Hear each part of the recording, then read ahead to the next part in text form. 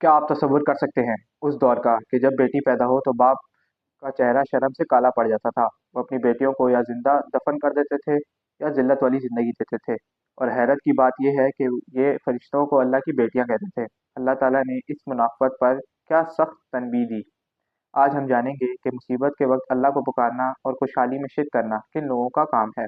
یہ سب جاننے کے لیے نیچے دی گئی ویڈیو پوری دیکھے گا۔ السلام علیکم، آپ دیکھ رہے ہیں کنز ایمان قرآن، جہاں ہم قرآنی دستان اور احکام کو اعلیٰ حضرت کے ترجمے اور قرآنی تفسیر کے ساتھ سمجھتے ہیں۔ تفسیر شروع ہونے سے پہلے قرآن اپنے پاس کھول لیجئے تاکہ ترجمہ اور تفسیر دونوں سمجھ آئے، اور جو اہم بات یا دل چھو لینے والی بات ہو اسے ضرور نوٹ کیجئے گا۔ تو آئیے شروع کرتے ہیں آج کا روحانی سفر کنز ایمان کے ساتھ۔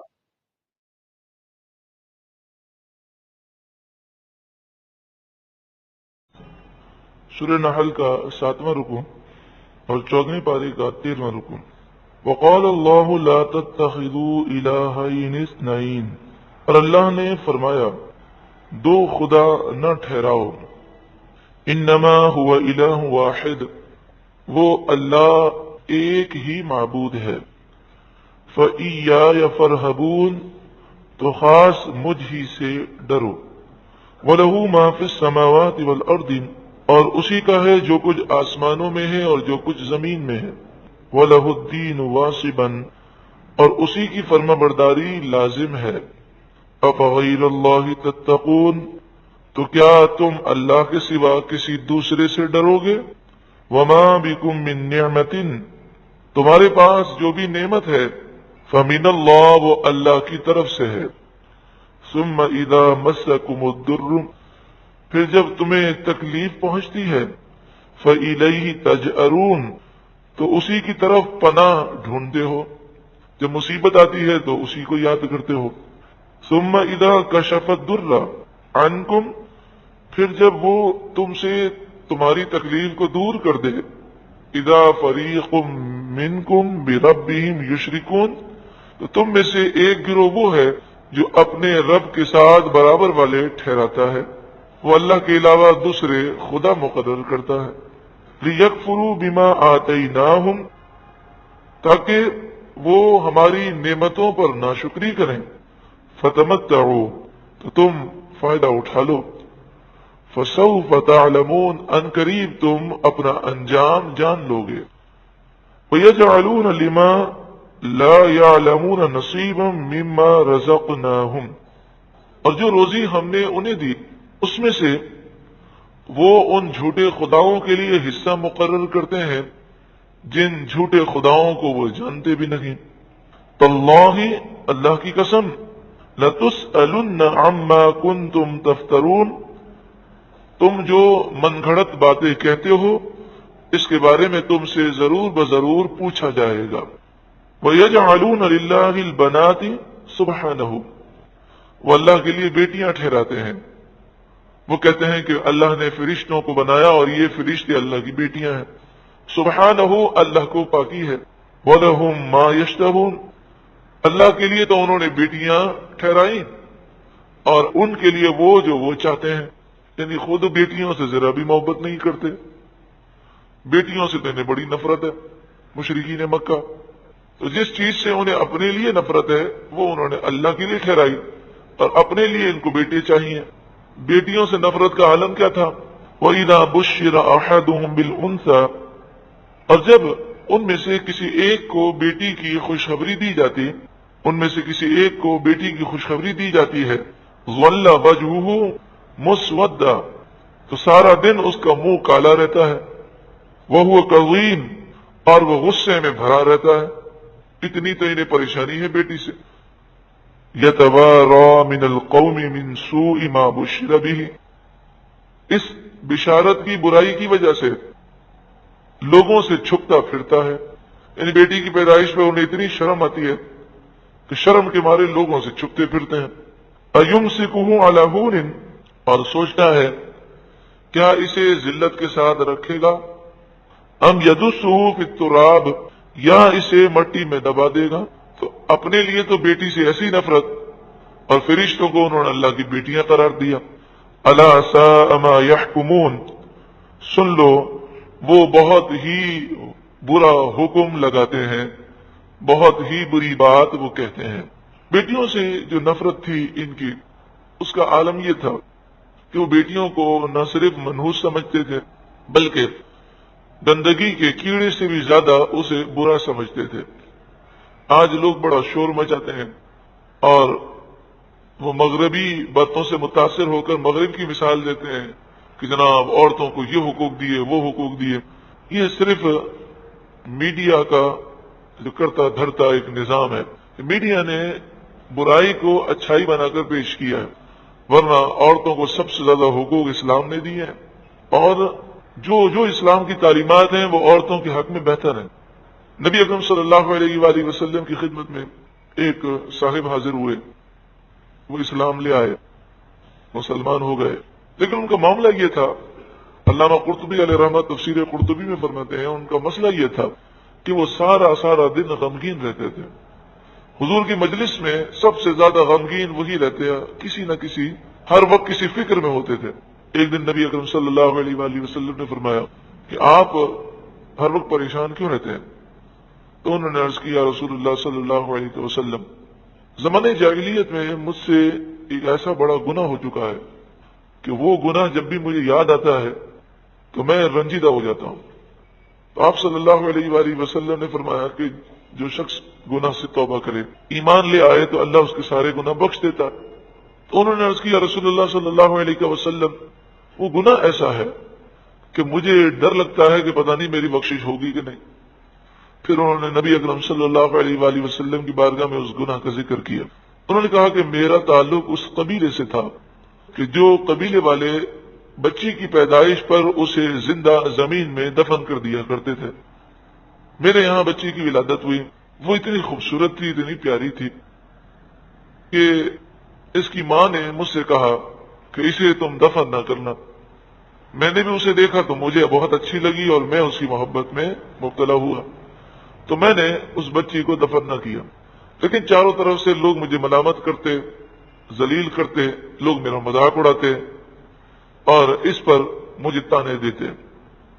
زمانے جاہلیت کے اثرات ہے، میں روز ارادہ کرتا کہ اس بچی کو میں قتل کر دوں، دفن کر دوں، لیکن وہ بچی اتنی پیاری تھی، جب میں اسے دیکھتا تھا تو دیکھ کر میں اپنے ارادے کو بدل دیتا تھا۔ جیسے جیسے وہ بڑی ہوتی گئی وہ اور پیاری ہوتی گئی اور اس کی باتیں اور میٹھی اور پیاری ہوتی گئیں۔ وہ مجھ سے بہت زیادہ محبت کرتی تھی۔ یہ تو ایک حقیقت ہے کہ بیٹوں کے مقابلے میں بیٹیاں ماں باپ سے زیادہ محبت کرتی ہیں۔ وہ مجھ سے بڑی محبت کرتی تھی اور میں بھی اس سے محبت کرتا تھا۔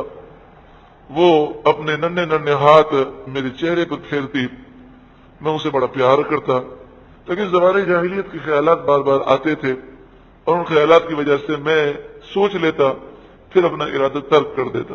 آخر کار زمانہ جاہلیت کے خیالات مجھ پر حاوی آ گئے اور میں نے ایک دن اس ظلم کا ارادہ کر لیا۔ میں نے اس کی ماں سے کہا کہ اسے تیار کر دو، مجھے دعوت میں لے جانا ہے۔ ماں نے اسے تیار کیا۔ جب وہ تیار ہوئی تو بہت زیادہ خوبصورت اور بہت پیاری لگ رہی تھی۔ میں اسے لے کر نکلا، بار بار اسے دیکھتا اور دیکھ کر کبھی اس طرف دیکھتا اور کبھی ان خیالات کو سوچتا، بار بار خیالات کو جھٹکتا، لیکن لوگوں کے تانے یاد آتے، یہاں تک کہ میں اسے ایک جنگل میں لے گیا۔ جنگل میں لے جا کر میں نے گڑھا کھودنا شروع کیا۔ اس بیچاری کو نہیں پتا تھا کہ میں گڑھا کیوں کھود رہا ہوں، وہ بھی میرے ساتھ تعاون کرنے لگی۔ جب میں گڑھا کھود رہا تھا تو مٹی میرے چہرے پر لگتی، میرے کپڑوں پر لگتی، تو وہ اپنے ننھے ننھے ہاتھوں سے اس مٹی کو صاف کرتی اور وہ اپنے ننھے ننھے ہاتھوں سے میرے چہرے کو صاف کر رہی تھی۔ اسے نہیں معلوم تھا کہ میں یہ گڑھا کیوں کھود رہا ہوں۔ جب میں نے گڑھا کھود دیا تو پھر میں نے ایک نظر گڑھے کو دیکھا، ایک نظر اس بچی کو دیکھا، پھر میں نے کہا نہیں، اتنی پیاری بچی ہے، میں اسے دفن نہیں کروں گا۔ لیکن پھر خیال آیا۔ اس طرح میں ایک عجیب و غریب پریشانی میں مبتلا ہو گیا۔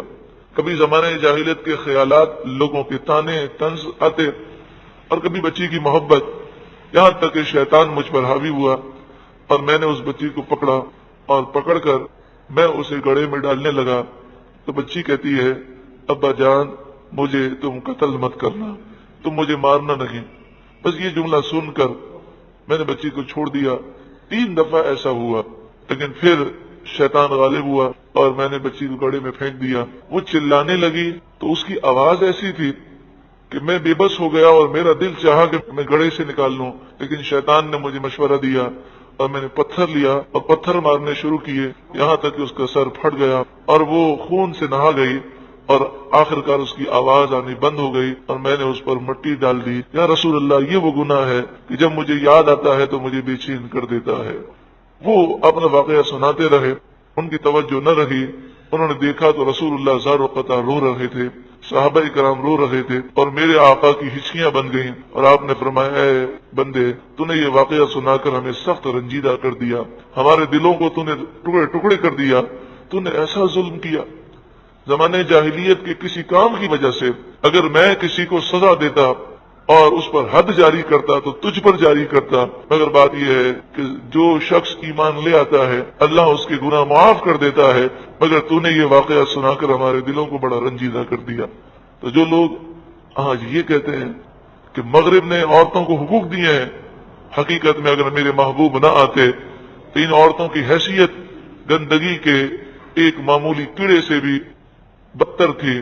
میرے محبوب نے انہیں وہ مقام عطا فرمایا کہ ماں کو وہ مقام دیا کہ فرمایا ماں کے پاؤں تلے اللہ نے جنت رکھی ہے، باپ سے 3 گنا بڑھ کر عزت عطا فرمائی، بہن کو مقام دیا، بیٹی کو مقام دیا، بیوی کو حقوق عطا کیے۔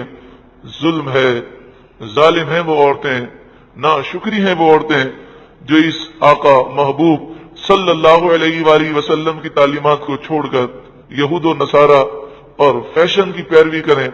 کتنا بڑا ظلم ہے، کتنا بڑا احسان فراموشی ہے کہ جس آقا نے عورتوں پر اتنا احسان کیا، ان کی تعلیمات چھوڑ کر عورتیں فیشن پر چلتی ہیں، بے پردگی کرتی ہیں، ان کے دلوں کو رنجیدہ کرتی ہیں۔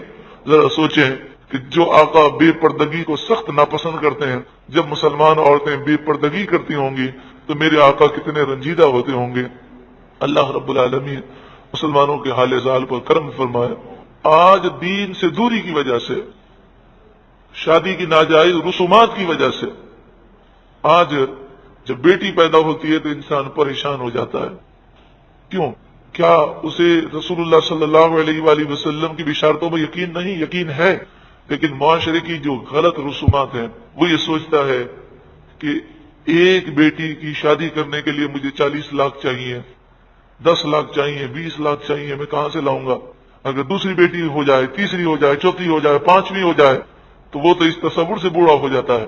اور پھر اس معاشرے میں ہم دیکھتے ہیں کہ جو داماد صاحب ہوتے ہیں وہ اس قدر نخرے دکھاتے ہیں اور اس قدر وہ غرور اور تکبر کا مظاہرہ کرتے ہیں اور ایسا ظلم کرتے ہیں کہ یہ دیکھ کر بیٹی والا پریشان ہو جاتا ہے کہ یہ سسرالی جو رشتہ دار ہیں، یہ لڑکے والے ہونے کا کس قدر انہیں غرور اور تکبر ہوتا ہے۔ جب معاشرے کے اندر یہ ظلم ہوگا تو پھر لوگ بیٹی کو بوجھ سمجھیں گے۔ اس کے لیے ضروری یہ ہے کہ جنہیں اللہ نے بیٹی عطا فرمائے وہ آگے بڑھیں اور وہ یہ اعلان کریں کہ ہم اپنے بیٹوں کی شادی اس طرح کریں گے کہ کوئی جہیز کی ہم رسم نہیں کریں گے۔ وہ آگے بڑھیں اور وہ اس کے خلاف آواز اٹھائیں۔ خاص طور پہ جو مخیر حضرات ہیں وہ سادگی سے شادی کرنے کا ذہن دیں، ورنہ یہ معاشرہ تباہی کی طرف بڑھتا جا رہا ہے۔ اس قدر بڑھتا جا رہا ہے کہ لوگ قرضے لے کر، بلکہ اب تو ایسا محسوس ہوتا ہے کہ اس قدر بیٹی کی شادی پر اخراجات بڑھ چکے ہیں کہ جس طرح انڈیا میں تقریباً لاکھوں بچیاں سالانہ ذبح کر دی جاتی ہیں۔ ہندو اپنی بچیوں کو پیدا ہوتے ہی گلا گھونٹ کر مار دیتے ہیں کیونکہ ان کے یہاں بچی کی شادی کرنا بڑا مشکل امر ہے۔ تو یہ حالات پاکستان میں بھی کہیں پیدا نہ ہو جائیں۔ اللہ رب العالمین تمام خرافات سے اور ناجائز رسومات سے ہمیں محفوظ فرمائے۔ باقی جہاں تک تعلق ہے مومن اور متقی شخص کا، وہ تو ایک بیٹی ہو کہ 10 بیٹیاں ہوں پریشان نہیں ہوتا۔ جس نے بیٹی عطا فرمائی ہے سارے معاملات وہی حل فرمائے گا، لیکن شرط یہ ہے کہ بھروسہ اللہ کی ذات پر ہو۔ ارشاد فرمایا للذین لا یؤمنون بالآخرۃ مثل السوء، جو آخرت پر ایمان نہیں رکھتے ان کا حال برا ہوگا۔ وَلِلَّهِ الْمَثَلُ الْأَعْلَى، اور اللہ کی شان بہت بلند و بالا ہے۔ وَهُوَ الْعَزِيزُ الْحَكِيمُ، وہی غالب حکمت والا ہے۔ آج کی اس تفصیل میں ہم نے جانا کہ انسان کتنا ناشکرا ہے، جب دکھ میں ہوتا ہے تو اللہ کو پکارتا ہے، جب دکھ دور ہو جاتا ہے تو اس کے ساتھ شریک ٹھہراتا ہے۔ ہم نے یہ بھی جانا کہ اسلام نے بیٹیوں کو وہ عزت دی ہے جو جاہلیت کے اندھیروں میں گم تھی۔ یاد رکھیے گا، قرآن سے سننے کے لیے نہیں بلکہ زندگی بدلنے کے لیے ہے۔ کیا آپ مانتے ہیں کہ بیٹیاں ایک رحمت ہے؟ اپنی محبت کا اظہار نیچے کمنٹس میں ضرور شیئر کیجیے گا، اور اگر آپ چاہتے ہیں آپ کو اسی طرح کی ہدایت بھری ویڈیوز اور قرآن کی تفسیر ملتی رہے تو اس چینل کو سبسکرائب کر کے بیل آئکن کو دبانا مت بھولیے گا۔ اگلی ویڈیو میں ہم ایسی حقیقت کو جانیں گے جو رونگٹے کھڑے کر دیتی ہے۔ اگر اللہ انسان لوگوں کو ان کے گناہوں پر اسی وقت پکڑ لیتا تو کیا آج کوئی مخلوق بھی بچتی؟ اللہ تعالیٰ کی اس مہلت کا راز کیا ہے، یہ ہم اگلی ویڈیو میں جانیں گے۔ اللہ تعالیٰ ہمیں قرآن سمجھنے، عمل کرنے کی توفیق دے، آمین۔ درود پاک پڑھ لیجئے۔ مولایا صلی وسلم دائما ابدا علی حبیبک خیر الخلق کل